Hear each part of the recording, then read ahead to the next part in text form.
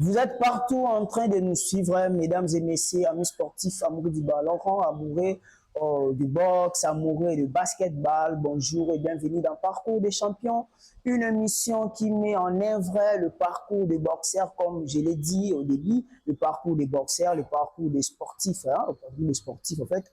Pour aujourd'hui, dans Parcours des champions, je reçois un boxeur parce que nous sommes toujours habitués à recevoir sportif, footballeur. Mais pour aujourd'hui, on reçoit un boxeur, un champion, un boxeur au nom de Messie Kachala. Avec lui, nous allons parler de son parcours étant que boxeur. Depuis Naïninga Banda Mambouya Box, Tia Komilelo. Avec lui, nous allons découvrir cet après-midi dans Parcours des champions à qui j'ai dit bonjour. Bonjour, monsieur. Comment vous allez? Ouais, ça va par la grâce de Dieu. Un mot par rapport à cette invitation de Parcours de champion, une émission qui met en lumière le parcours de champion, que tu sois boxeur, que tu sois judoka. En tout cas, merci beaucoup pour l'invitation.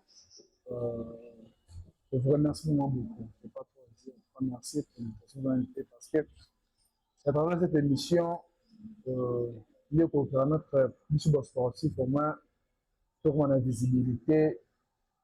Parce que même on peut payer à travers cette émission. Je vous dis vraiment merci beaucoup pour l'invitation. Merci beaucoup. Comme vous le constatez avec M. Kacha, nous allons parler de son parcours en tant que boxeur.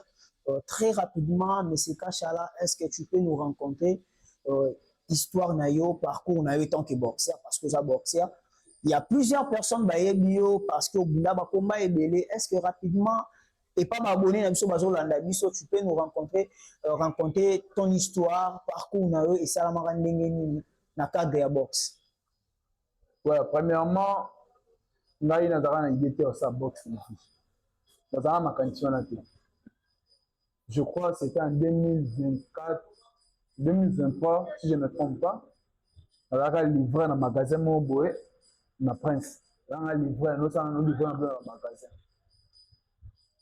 Mais ils ont à chaque temps, dans le monde, ils ont dans les cas. Bon, les sportifs, ils font tenir sport, ils ont à chaque temps, ils ont mati, ils ont temps, bon. On a équipé un peu de chaque côté. Mais un certain jour, on a été dans le magasin, on a dit dans les cas. Et à ma grande surprise, l'un des Bengingaï, champion en Porta Yaka. Bon, vu que j'étais mal dans une voiture qui me commence à bloquer la tête dans la champion Bengayaka. Mais on a eu une question qui base à banane. Eh bien, tu n'as pas de caca dans le sport, donc tu dis que c'est sportif. Kabou, Bengayaka, oh bonjour, c'est bonjour. Oh, ça va sport, c'était. Oh, maintenant, on a sur le sport. C'est un bon qui peut apprendre à te. C'est un coach. On a un coach Yahweh, on a un coach à boxe. On a pour ça, on a entraîné, on a la boxe, on a merci mais batana ngai nela musala boye sima tsaka te ya nyuso za la libre yobanga de sala bantelema en fait n'hésitez été na boya été là ça va non ya c'est ça qui déchire ben numéro et après quelques jours na obengé na essayer nyuso na musala na sala na tanga 17h ce qui est la possibilité de travailler il n'a pas de problème ça s'entraînera na lemba passe tel le savoir ça na non ya. Vous m'appelez sur la canine, vous m'appelez sur 17h, on a bien tout la banni d'entraînement carbone. Au début, c'était vraiment difficile. C'est vraiment difficile. C'est qui passe. Vous s'entraîner, tu es seul, vous s'entraîner sur l'entraînement. À des fois, vous avez entraînement, vous voyez, après, il n'est pas là, vous bon, mais là, non, moi, c'est bon, mais là, tu vous s'entraîner, mon co. Mais, quand finalement, j'attendais une voix me dit, travaille toujours, boss, un jour, et Simba, travaille, sacrifie, te donne-toi. En tout cas, on a mis ça qui n'est pas dans ça. Bien sûr, au début, il y en a qui ont 100%, mais au moins, pour faire notre travail, amour de l'eau comme matin. Souvent, dans le club, dans notre travail, on va travailler à temps. Mais moi, je travaille souvent les soirs. Bon, champion Kachala, toke non mbang toyo kindengo utolo bakyo mutu a demaki au travail na batanga na nyonso parce que biso to lingaka na ba abonné na biso ba so précision penza complet na makambo zoloba na batanga nyonso na tango bandaki sport na yo ya boxe tango bandaki ezaki na début ya nini na bani sport na 2023 wana tango coach Yahweh à Benga pour solliciter comme un boxeur en 2023. Je crois là juillet si je ne me trompe pas. 2023. 2023 on est la Bandisco pour s'entraîner. On peut continuer là yo. Ouais. Dans la bandi avec ce non faut ça le faut rappeler à temps où tu as des collègues nao et pour permettre au matin vite et au évoluer bien. Et si ça va comme les samedis te font la rareté on a besoin de temps. On avait ça samedi à temps on a été travailler en tout cas c'est vraiment difficile vraiment difficile et si quelqu'un n'a pas ce peu musala nga bando sala ali ça va ni pesa na sport on peut en sport on doit travailler na kutaki ancien na kata club ko ngando travail on kutaki ancien o basala comme qui ceux qui vont travailler ba bazo tala bango bazo se mettre maboko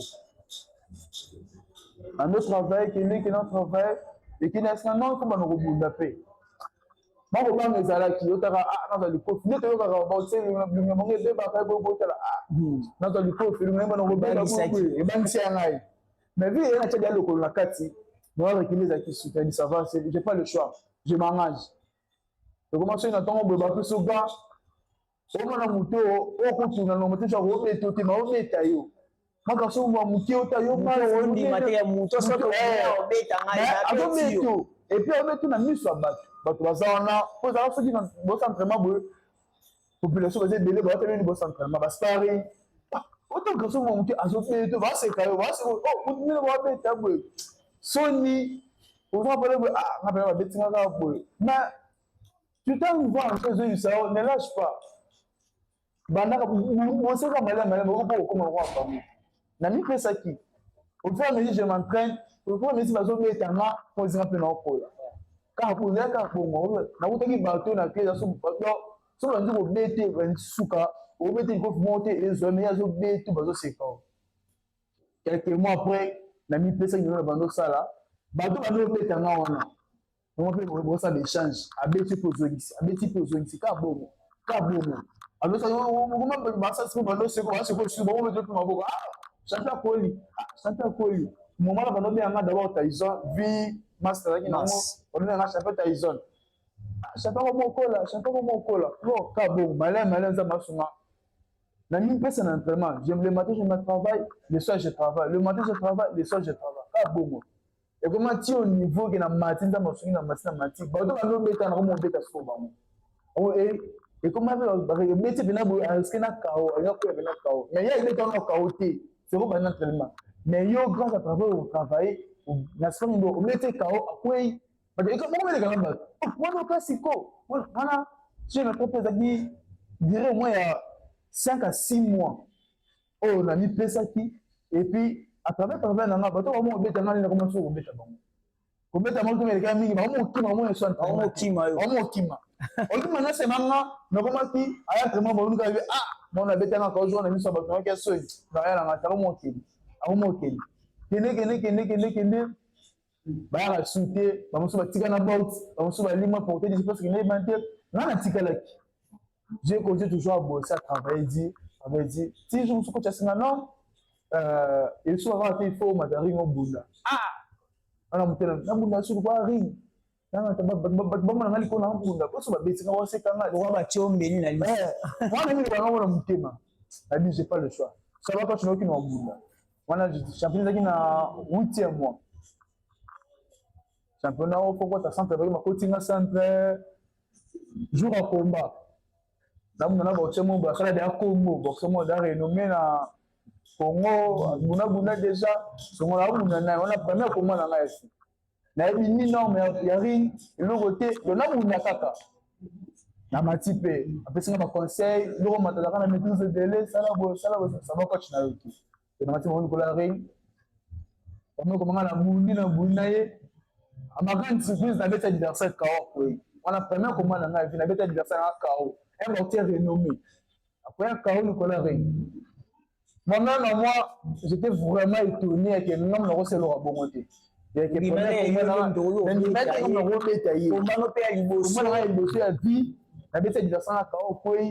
tout le monde dans la salle qui est étonné que moi, l'individu me place à outil humanité et à des mortiers renommé chaos. Parce que j'ai une mise. Vu que c'est une demi-finale, on va pour la finale. Quand tu as maintenant, il y a des réalités, c'est tout à fait normal. au fur et à mesure ozobunda nde okóma na baexpérience ebele. Ça va coach. On a continué sur l'entraînement. On a continué l'entraînement. Moi déjà, moi ma coach me sous donc tiens manière mieux non donc tiens mon boy. Bien non bunda, dans style moi ya Tyson. Bon tiens on a dans l'avenir. Moi bon moi ça coach nous. Moi on a dans l'avenir encadré. Moi on a dans l'avenir encadré. Moi bah ça coach na Bisinga. Moi on a dans l'avenir encadré vraiment. Par conseil de l'air coach. Na ba ko persévérer. Comment vous souciez? Ah comment troisième comment on a comment gala. Comment on va faire pour Bouddha? On a un risque. Coach, comment on va Bouddha? Coach, quand on dit, il y a beaucoup de gens. Moi, ma campagne. Na se présenter là, on se renommé à quartier, on a partout. Donc, yo, ceux qui toquent nous, malembe. Donc, ceux qui l'ont bien, na parcours na yo étant que boxeur, au bundi na ba boxeur déjà ça déjà ba combo. Ah, par contre, on a boxeur moto à Sikalwa Maté. La plupart des adversaires na bunda bango. Là où il y a bunda déjà. Il y a bunda déjà. Dans cette expérience c'est l'autre wana. Si on a de 2023 à 2026 au tout ça les loyo. Combat ni oyo sur fandi étant que boxeur. Fandi peut dire que combat on déjà combat inoubliable pour na ngai. Déjà parmi ba combat on a ko bossa na ngote na ba combat no sur na bunda na boxe. Cela on commence à bossa na té na vie na nga.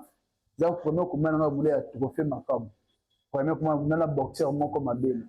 C'est le meilleur KO na beta na vie na ngai. Donc on s'attendait qui na ngote. Na s'attend KO na té. Donc c'est le meilleur KO on a beta na vie. Ti lelo etikala ndo. Pour na le meilleur combat na fa na vie en wana. Ça je crois en 2025 on a bunda combat wana. La trophée ma première édition trophée makam. Ouais. On est à combat on est et otikala na banal na yo étant que boxeur lelo soko tiki box obi non na tika na box mais comment na c'est na bossa na ko parce que la bête ka mo boue oyo tout le monde et lequel a bango la bête ka donc na mo na zama ka on robeta dans sa ka wana et puis vous la bête ka a tout ma champion du Congo en titre avec champion du Congo avec un combat professionnel là bazoma c'est plus dans la première combat comme comment professionnel na vie au monde né donc na mati de ba c'est na bongai ba beta yo moi na champion du Congo en titre tout ma champion ah moi na beta yo mais la première on va ça na KO et puis il est là tika bonza la suboti ce qu'on a ba combat au bulingo olobi ne olobi ozalaka obanda ko s'attendre peut-être qu'un jour on a comme un boxeur parce que ça les boxeur professionnel na moment nini obaki non tant obundi ba combat non parce que on lobaki ba bundi ça ki combat moko na maître moko azali déjà champion moko azali da reconnu tant obunda ki combat na ye au moni ki o gagner na moment nini on se sentait lobaki non ndé na zagwe je suis obligé à comme un boxeur professionnel et là on a décidé comme un boxeur ça parfois comme premier combat na ngai on a bundaka on a fait ça na ka quoi. Moi, je me suis dit non. En tout cas, je dois continuer avec ces disciplines. Pendant qu'on tient dans mon salon, dans la salle.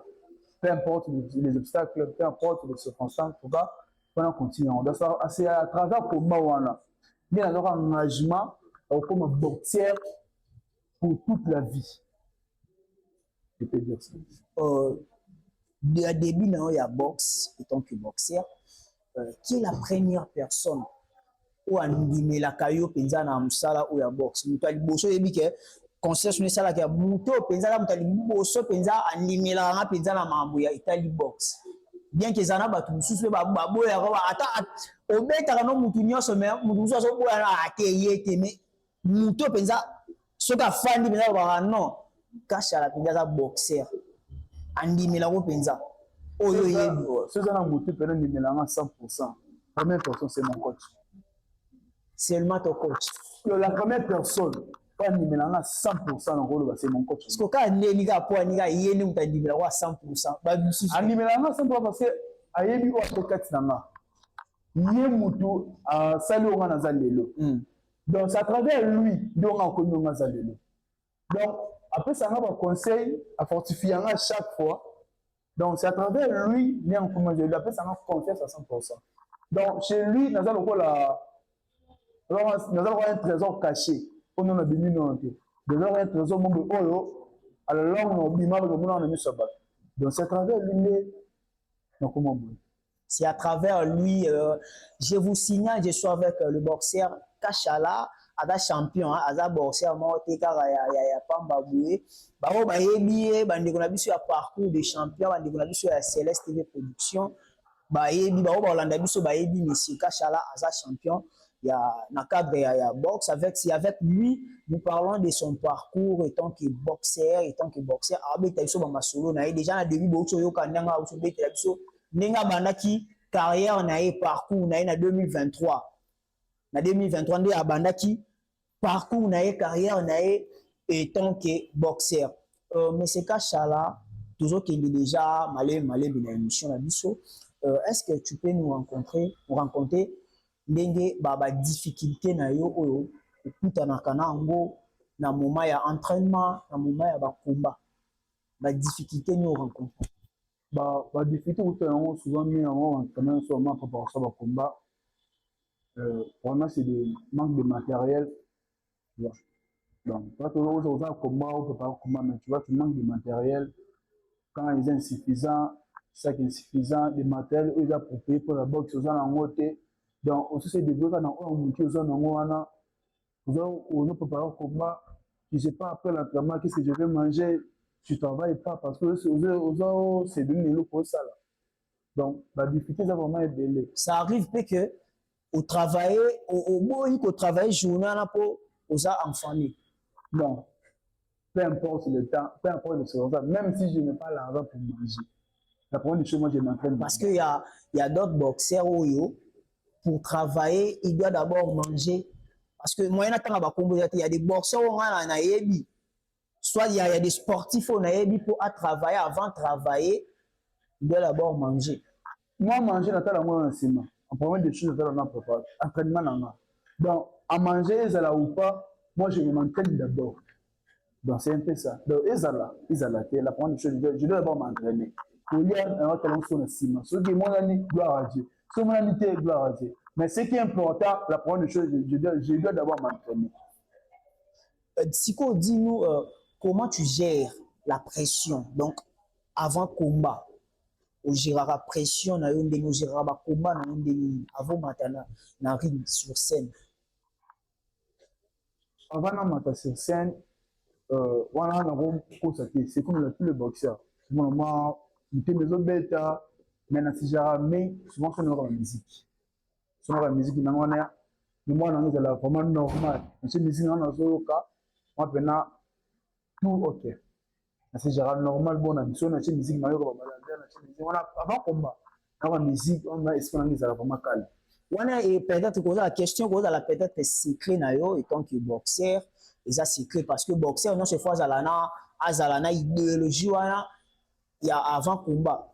Avant bundana na peut-être boxeur on a okutana na été boxeur oyo on a au mona ba combat na été okoluka peut-être luki ba image na ndenge nyonso eza combat mo décisif maintenant tu le mona ta ba image na été tu le mona combat na été ba combat bongo ekomela o déjà ouais ba combat bongo ekomela parce que tant ekomeli yo ba combat bongo oloba na yo ba combat bongo tant ekomeli okuta na boxer ma o mona ni façon de travailler o moni ni ba vidéo no azo bunda ba combat mais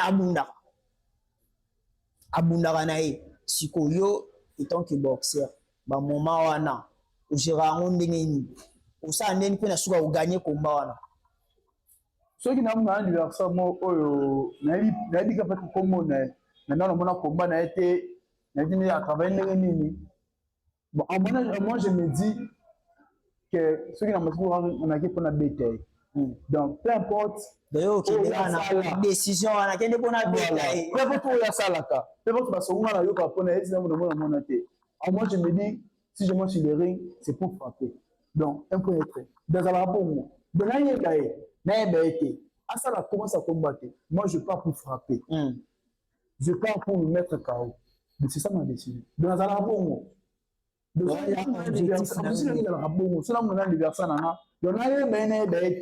moi, je m'en fous de lui. De la pour la bête, peu importe ça, comment je peux la bête. C'est un peu ça. Déjà, tant aux bunda box, tant aux bunda box parce que il y a des moments où et comme la Europe au bundi comme un moment où le fan de moi bien non, je dois laisser. Et arriva déjà, ça vous est déjà arrivé que fan dit dans moment où non, je dois laisser dans bunda sous tika box. Bon, vous ne comme la matière, Mais comme là jamais. Et que na bout vous l'avez à la tika box non. Je sais que la difficulté zali. Moi mon avis que la difficulté zali, la barrière c'est délai. Mais à moi je me dis que au bout il y a la tika na l'ennemi non. Non. Non non le vélo quoi. Je sais qu'un jour la vraie difficulté qu'on va arriver. Il est un peu comme la tika na tika mo. Na ba so na tika box le ba age ni tika na tika box. Tu vas acheter pixing na tika box. Mais ce qui acheter selon yo étant que boxeur parce que oza peu jeune na monde ya box étant que boxeur étant que jeune on pense ka otika box na âge nini so comme net na ba âge nini bon moi déjà première fois ba 55 ans déjà carrière donc wana à condition que parce que ezana ba boxeur ba condition ma bi na otika ndeti par exemple na 55 ans mais à condition que nazwa ba titre on a na ko so ozwa bien sûr que oui ceux qui n'achètent ceux qui derrière la vie na otika box ba 55 ans ça veut dire que na derrière ba titre on va vraiment pour ça parce que je suis sûr qu'un jour moi on a champion du monde là je suis vraiment convaincu et puis normalement avant à jouer là ouais mais dans son entier là na 55 ans c'est la bien des champion du monde confirmé bien à tiki na ngai déjà que au fond na bima champion na tiki té donc na dit que âge na 55 ans na tiki mais on bima les champion du monde champion et puis on a ba 40 té ba bientôt là je sais qu'avec du tout possible ba bientôt là on a champion du monde vraiment ouais parce que oyebi est-ce que oyebi eza ba boxeur mususu oyo a tika pe box a tikine box a jouer l'autre on est parcours na oyebi on est parcours na on est parcours ya entourage na obe bazali bazana bongo oza bongo le parcours est affectera ngate j'ai des amis oyo bana bota tika atiki pena kotika ja na ndenge otoloba so komi na âge moko moni ke te nzoto esimba lisu te fo na tika mais abandi box jeune azwe loko te so wana ye moto abandi box azwe loko te moni ye na quant à moi mpona nga nayebi ke ndenge abandi boye nakozwa apana tika nakozwa obligatoirement là vraiment c'est obligé nakozwa apana tika bon okozwa avant otika etant que boxeur yebisa biso parce que mutu nyonso ezala boxeur ezala judoka ezala joueur footballeur azala na ba ambition na ba objectif na ye yo etant que boxeur ba objectif na yo ezalaka nini pona carrière na yo premier objectif yango na ntango na mutu ezalaka moko ekina azala champion du monde objectif na liboso ya vie na boxe on a tellement on me dit pourquoi nga batanga parmi les champions du monde na boxe comme na mise en kati donc objectif na yango lo penza oulaka penza on a fait l'entraînement chaque jour yango wana donc ele wa siraka maître na yo penza yango wana à 100% parce que lelo soki ozwi obimi champion du monde to bimi champion du Congo eza grâce ya maître na yo donc soki on a lelo za grâce na ye ni tete ye na kiso ngana za mpiso ngana za wapi na sa musangini soki on a lelo ba soki on a za mo lelo za grâce à coach na mai yebisa biso kashala yebisa biso pitbull wakombo babengaka o petit wakombo bongo benga likolo pitbull kombo wana toyoka yango pitbull yebisa biso kombo wana ya pitbull eutaki wapi et puis nana za auteur ya kombo wana ya pitbull bon kombo wana ana Congo te mais nazonga pas Moutimayer c'est un boxeur professionnel c'est aussi un champion du monde Abuna déjà bana Isaac congolais non c'est un américain ok non c'est un mexicain pardon c'est un boxeur mexicain Isaac Pitbull pendant ta vidéo mais ça façon de combattre ça façon de s'entraîner il s'appelle ça mais la dernière unité comme moi là il y a Pitbull là je suis le seul boxeur on a comment il y a comment on a Pitbull donc je suis reconnu à comment on a Pitbull là partout. Et le moment où boxer mususu vraiment aux kombo wana. Avec boxer na petit na sepende na zu kombo na. Donc on ko imiter kombo na nga par rapport à façon na santé na. Pour moi na zo pas mutu. Ayo na sepende na façon. Est-ce que mutu wana pe ozangi kombo wana par hasard aimbeke wa docteur kombo na ye? Bon, je suis pas sûr qu'il wana oza sûreté mais ozwa kombo na ye ya pitbull. Ouais, nous avons kombo na ye. Yebisa biso na boxe na monde ya boxe parce que y a des grands boxeurs au babundaka na ba ope batika na monde ya boxe nani aza idole na yo o le so fandi peut-être na ndako na yo fungoli TV soit to fungoli téléphone otalaka ye obi non ye ndaza idole na nga eza boxeur o linga otala mingi Il y a un atala makasi na c'est Tyson, Mike Tyson, c'est mon idole. D'ailleurs on a début au lobaki façon non déjà ya bunda c'est ba no bien nga Tyson. Donc nous c'est la façon ya entraînement na et amana ko côté mingi style na boxe. Donc c'est mon idole o boso ngana ko tela. Tout est comme na uto bunda ba komba mako remporter ki ba médaille ba komba no bunda ki. Est-ce que ba ko aider biso ba yela biso ba médaille na yo ya musala mala musala ki na ba komba bunda ki pour expliquer ba téléspectateurs na biso ba abonné na biso parce que to ko lo ba te aux champion mais ba to ba ba champion mais est-ce que champion to mona te lembo te esenga to mona elembo ya ki champion na yo en fait to mona peut dire lembo ya ki champion na yo wa ba la ki biso ba médaille na yo bazo on peut expliquer batu médaille par médaille ba komba na obunda ki watu ki malembe expliquer ba bonné na biso po ba yeba parce que pardon ba bono ba bande ko mi ba bazo ko mi ba ko mi tout na ke aza champion wa bundi nini ya champion ba médaille na yango ba médaille na yango yo obi ko expliquer ba bonné na biso ba médaille na yo oyo ozwa tiango na ba kombani oyo bundi ko expliquer ba bonné na biso ouais ba médaille na nga yango je crois awa na 5 médailles. Médaille na liboso na zo yango. Pame komba na nga ya vie na mina za vice champion ya tante ya Moamba. Pame médaille na vie yango. Vice champion ya tante ya Moamba. Et puis après wana, na ko za deuxième médaille o za trophée Makabu. Trophée pardon to kini malembe trophée oyo tango bimaki vice champion ya Moamba ezaki na aneni en 2024. Ouais. Donc, trophée, nous, médaille liboso aussi, étant que boxeur na carrière na yo. Ouais. Ani balé yango o na zui za trophée Makabu. Ba organizaka notre champion du monde junior Makabu et na libe participant ya championnat ya Galane wana. Na mara pour nous avoir trophée médaille o yango. Au deuxième médaille, puis troisième médaille, déjà o na za nango o. Les hommes médaille en titre. Je suis un champion en titre, en fait, ma champion du Congo. Il y a année où médaille dans Zou Yango. Et puis, 4 médailles en deuxième édition, il y a trophée Makabu. Ça, c'est la deuxième. Première édition, c'est la deuxième édition. Il y a des participants à l'édition. Il y a des médailles. Yango. Il y a le 4 médailles. Et puis, dernière médaille, il y a Gala Komba na Bundaka. Et ma premier, bien dans son cas. Donc, j'ai 5 médailles. Donc, maintenant, le côté médaille, nous sommes au championnat, nous championnat médaille ici des années. Donc, en dehors de médaille, nous sommes au côté médaille, nous sommes dans une vie. Et vous m'avez dit, c'est belé. Donc, de 2023 à 2026, donc, Mundi va combattre, on va apporter la médaille, mais 16 comos de Nabouni.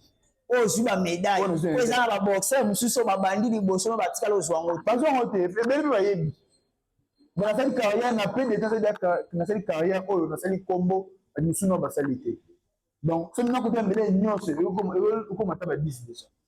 Donc, preuve année, nous déjà champion du Congo, titre, champion trophée Makabu, champion Bakale. À travers ma médaille, toujours la question que je posée à travers ma médaille. Est-ce que Dengo Bundara boxe, Dengo Bando, Betelebiso, Lisolo, Nyonso, parcours na Dengo Bandaki, à travers ma médaille, lui étant que boxeur, on dit m'a rappelé que dans le Bunda Bondi Magé, qui s'indemne que Sali n'a pas fait ma médaille. Bon, ce qui c'est un médaille, c'est un parce que celui qui c'est Bundaka.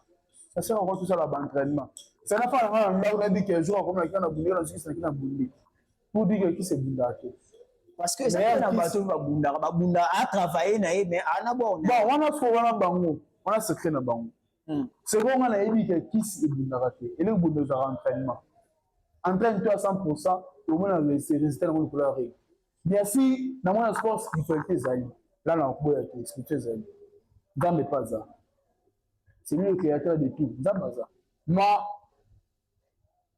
c'est un esprit moko atama na ngwe expansion kab moko atama na ngwe mwana et puis les zelo coach na ngala kisama coach na ngala kisama so simi kisi ebe go pola ba beta mais na si ma pe kisi fe so na ki na na za ko ma na ngota ba prière s'il s'agit de gêner na gêna asambeli nzambe accompagner ngana ba na nzambe soki za musalo yo punila ngana vie accompagner ngana musalo musalo et pas tika ngade on a sami lo après na ngana parce que na kila do aka victoire de qui si angé na voir déjà un jour au fandi de moment moko boye mutu moko grand boxeur soit maître na yo parce que déjà au début déjà maître na yo aboya alinga kutu te mambo ba kiso ba soki au lobo bundana kisi aisa so bundana kiso ko pola déjà est arrivé là yo au fandi un moment mutu moko pa yo ebisa yo que non kashala ozo bunda bien oza un bon boxeur mais musala osala esenga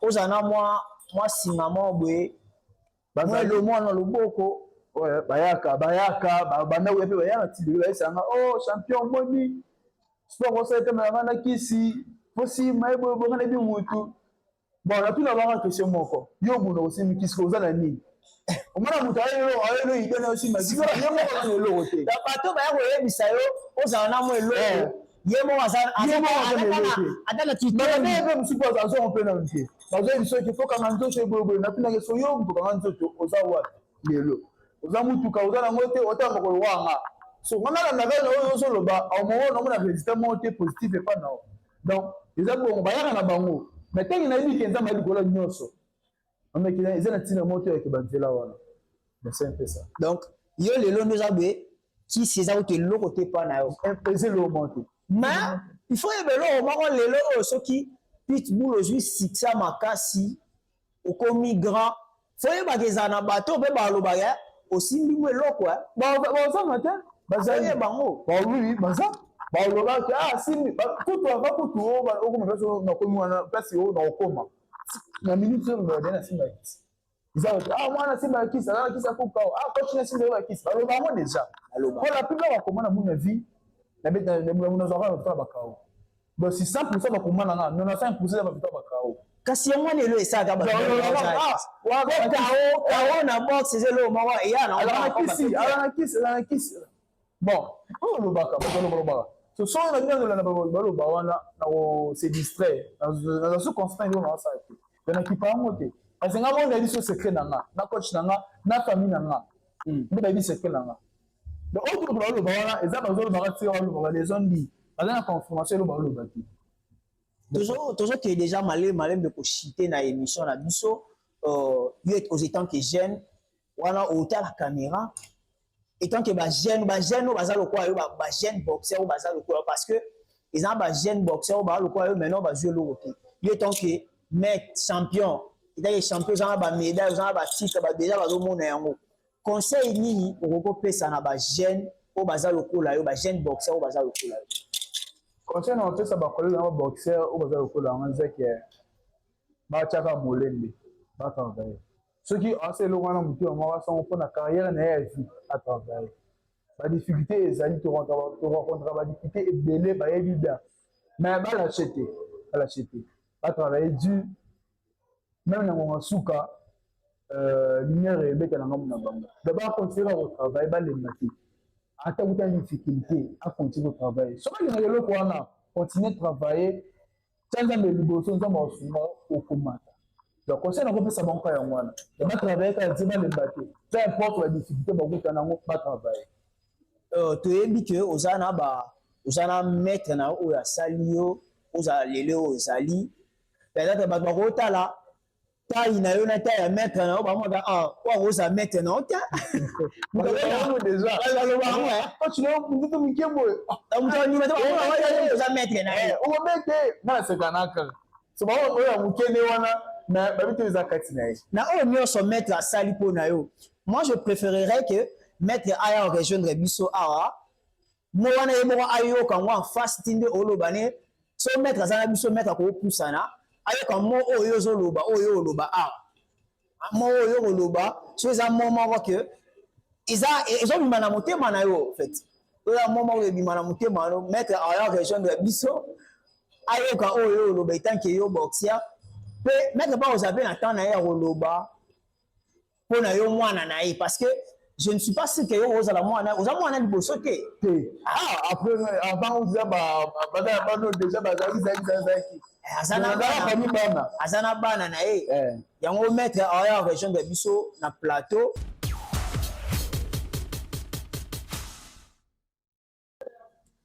tomoni maître ayo rejoindre biso na champion ayo rejoindre biso na plateau baboni na biso bamona eza mpe na bango bakomi tuna maître mo ndeni ya eza bato baloba bongo monini ya remerciement okopesa maître bien que nano sisi na carrière na ote fo maître ayebaki atambola ezaka ate élève na ngai azoreconnaitre nga mpenza monini ya remerciement okopesa maître na tant que boxer. En tout cas, devant ma femme, probablement c'est mon coach numéro 1. Nous tous là, comme c'est celui de coach Yahweh, qui est dit le tout puissant. Donc c'est lui. Devant tout le monde, en tout cas, je dis vraiment merci beaucoup. En tout cas, c'est à chaque fois qu'on appelle ça qu'il y a merci. Même Nate, même ma femme, même moi, Ayebi, comment je remercie Kaye, na oua c'est Katsina. Devant tout le monde, je dis vraiment merci. Je dis là, ça m'a utilisé pour révéler le de Katsina. Parce que moi, je n'ai pas été. Mais c'est à travers lui, il n'a pas eu au Maza. En tout cas, je le dis vraiment avec tout cœur, merci pour tout. Merci. Donc, je vous ça part, merci. Merci. Ouais. Tout le monde maître a eu raison de tout.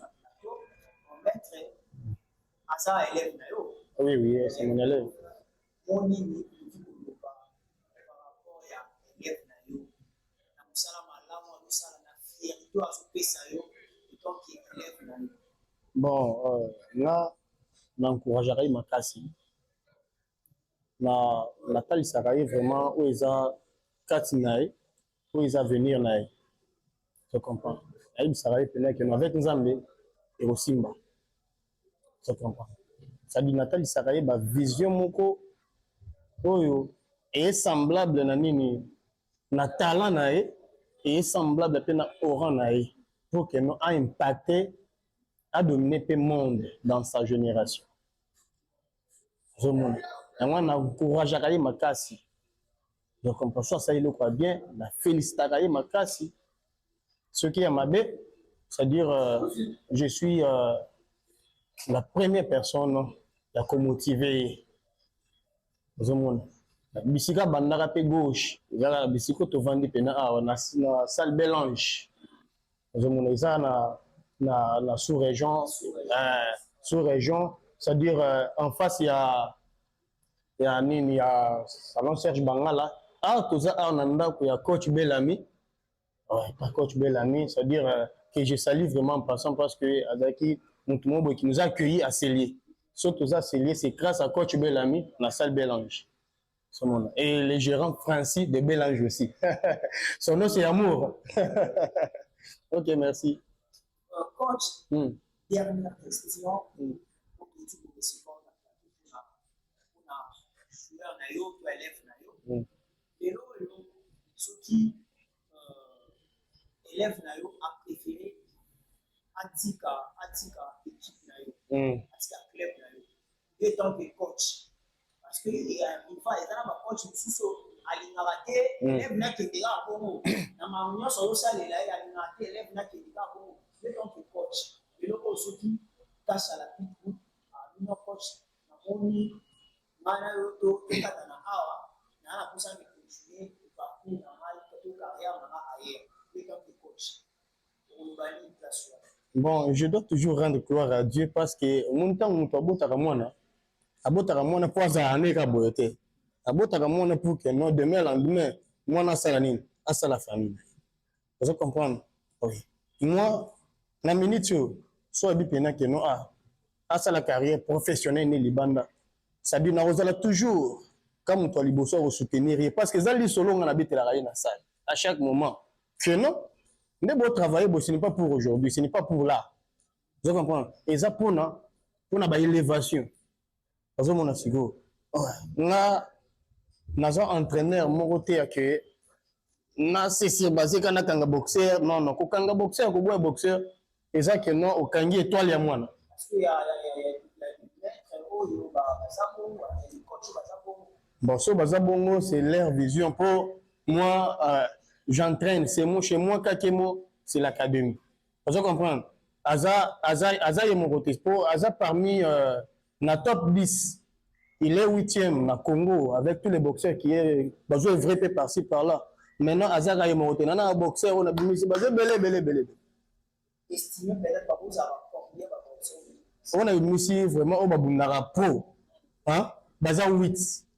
Au baza na classement il y a top 10. Il y a ça na 4. Na catégorie différente.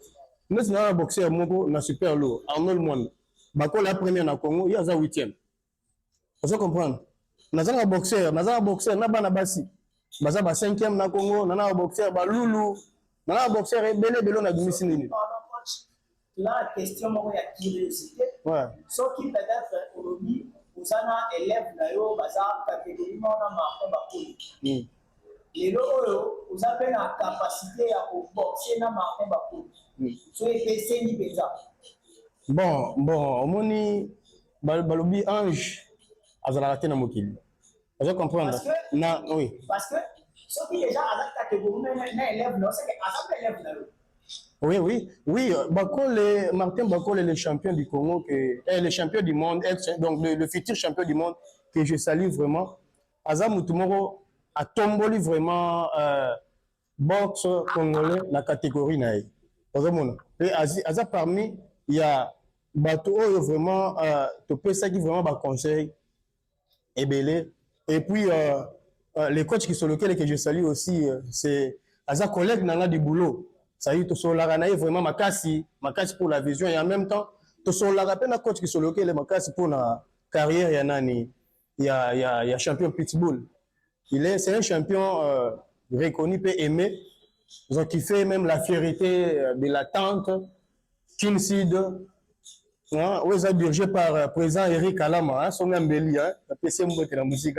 C'est-à-dire, boxeur nanga oyo, Aza boxeur vraiment, coach Ebele, sa confiance par rapport à l'agissement de l'école. Ouais. Maintenant, si ça arrive qu'il y a un boxeur nanga, Aza catégorie, il y a Martin Bakole, champion Martin Bakole, et assurer que non, c'est un combat. Pour moi, c'est donner vraiment l'importance de moi-même comme entraînement, on appelle ça. Entraînement de Salaramut. Champion Martin Bakole, quoi qu'il y ait, il faut s'entraîner. On appelle ça entraînement, on appelle ça. On a eu confiance, on appelle ça. On a participé et pas un boxeur pour que nous demain lendemain, ça n'est pas beaucoup de temps à l'école ring. Babi, combien ça à l'école ring? Vous comprenez? Ouais. Ça dure champion Martin Bakole, ayeba qui vraiment te que non comme abisika za laki wana. So bato akutana na bango par l'entraînement, la détermination ou ala kinango, ne commissaire au azalelo. Vous mona. Mais si comme na Jackba, moi j'ai prié comme na Anderson, na benga na pasteur, na ba boxeur na nganyonso, na benga pasteur que je salue au moins pasteur Gustave, il y a plein de vie. To bondel na 4 club na nga to tindela vidéo. À travers boxeur nanga moko Isaac Itokia. C'est ça. On a ba coach non to vandi pena be mwana mboka zo bunda to soutenir et na combat ya na Tony Yoka, c'est-à-dire na zalaki wana logo la pena na France mais na Congo parce que j'étais vraiment tout sûr que non faut akanika. C'est un modèle et puis par lui azaka exemplaire ex-champion du monde Junior Makabu. C'est-à-dire, baza batumoro boyo basalaki makambu vraiment que non lelo tous ba exemplaire na bango pour totalisa bango pour epesa bango lokwa assurance lokwa exemple moko boye tala omoni champion Martin Bakole omoni makabu salaki boye tala ndi akomi yo pe na nanzela wana. Vous voyez, ce sont des exemplaires moko oyo tozwaka to check kati ya athlètes pour lobi bako mape lokwa bango ba présenter pe Congo, c'est possible. En tout cas, merci beaucoup coach que soit appui na yo parce que ba mon coach pour entraîner de la biso merci beaucoup. Ah oui, merci beaucoup. Je salue encore tous mes fans. Les boxeurs n'ont belé nyon sur Kinshasa, et si nous mbote, c'est-à-dire ma collègue n'a pas d'entraîneur, n'a pas si vraiment mbote, n'a pas si peu mbote vraiment dans le ministère du sport, attala vraiment tout sport. Na mutema aïba vraiment qu'on valoriser peu jeunesse et on allait vraiment bien. Et bato bazana mbongo to luka ba manager na Congo, to luka ba promoteur na Congo. Pour la jeunesse, jeunesse c'est un miroir du pays. Jeunesse c'est la force du pays. L'ensemble du gouvernement vraiment attend surtout trop de jeunes. Oyo, bazuvi na bango baché pour na kotombo la drapeau. C'est vraiment important. Ceux qui gouvernement et attendre main soutien pour eux et ils allent vraiment bien. Na PCP mon konziamboka en tout cas Fachi Betombote, Sika Zanzamba Batilae. Sûr que non, comme il a toujours dit que l'Éternel que vous voyez ne régneront pas pour toujours. C'est-à-dire, Bissopé Rwanda, Oazo massacré Congo, à Rosalate pour toujours. En tout cas, c'est au moins ça. Et là, nous continuons avec notre émission parcours des champions, parcours des champions. Et là, c'était le coach de notre frère, notre boxeur, notre champion, Pitbull. Tout ça, a expliqué Bisso, Mambitali peut boxe, Mambitali boxe, il y a élève naé. Déjà, nous chutons vers la fin. Rapidement, Kachala, tout comme dans super émission à Bisso, un mot de la fin pour l'invitation à Bisso. Et puis, on peut savoir mbote na bandeko yo, oyo balingaka yo mingi étant que boxeur. Merci beaucoup pour l'invitation, merci pour l'émission. En tout cas, merci à l'équipe de presse pour votre travail. Je vous dis merci beaucoup. Et premièrement, je salue d'abord mon coach que j'aime aussi beaucoup, le coach Hussein Biris, le dictateur que j'aime vraiment beaucoup. C'est un mentor aussi pour moi. C'est parmi les coachs à moi. C'est parmi les coachs au Bazo. Je les salue de là, si Kazali. Je salue aussi ma mère que j'aime beaucoup, Mamie Bajambela. C'est aussi ma première motivatrice qui me motive beaucoup dans le Salaka. C'est ma motivation Kazali. Mes sœurs et mes frères, Vanessa, Mélanie, JP, je vous salue tout ça. Je salue aussi mes collègues Moïse Amamba, Médigi Digital, champion Serge Richman, champion Elina, champion Guerre, je salue aussi. Sans oublier, je salue aussi à toi, Davina la Marseillaise. Mais je te salue aussi. En tout cas, je vous dis merci à ma femme. En tout cas, continuez à soutenir votre champion. Je sais que les cœurs avec vous, comme mon musique, on continue tout comme c'est possible. Parce que tout ça, là, déjà bien. On continue pour ça encore comme d'habitude. Je salue tout le monde. Ma mère immaculée, je te salue aussi, Alina toujours. En tout cas, je vous aime vraiment beaucoup. Merci beaucoup. Merci beaucoup, messieurs et dames. Nous sommes arrivés à la fin du parcours de champions du jour. Je vous dis un grand merci à toutes les personnes qui nous ont suivis. Je dis merci à toute l'équipe technique de Céleste TV Production, une chaîne YouTube. Donc, sur le côté de YouTube, à Céleste TV Production, vous allez voir toutes les informations concernant la chaîne Nabiso. On est là avec les émissions Parcours des champions, Parcours des stars. Déjà, Parcours des stars, c'est une émission qui reçoit les stars, que tu sois chanteur, que tu sois styliste. On reçoit tout le monde dans Parcours des stars. Et puis dans Parcours des champions, on reçoit les boxeurs, les footballeurs, bien sûr. Je vous dis un grand merci à toutes les personnes qui m'ont suivi. Je salue aussi parce que si vous constatez que tout ça dans la salle des sports, c'est ici tout ça qui est émission na boxeur, na biso pour comprendre que Aza Penza champion, c'est notre salle des sports, Bélange, na sous-région Awa, salle de sport Bélange. Donc, si tu as besoin d'assister ici, n'oubliez pas de nous contacter après cette émission, beaucoup me l'avez en commentaire, beaucoup n'avez sur adresse à salle des sports. Donc, n'hésitez pas à me l'avez adresse complète à salle des sports. Je dis un grand merci. Na muto pas numéro pe ça biso espace là, muto numéro pe ça biso espace il y a salle des sports au Bélange. Muto numéro pe ça biso espace. Je dis un grand merci. Naye, merci à toutes les personnes. Je vous donne rendez-vous la semaine prochaine pour une nouvelle session d'actualité dans notre chaîne CLS TV Production. Bye et bonne suite des programmes.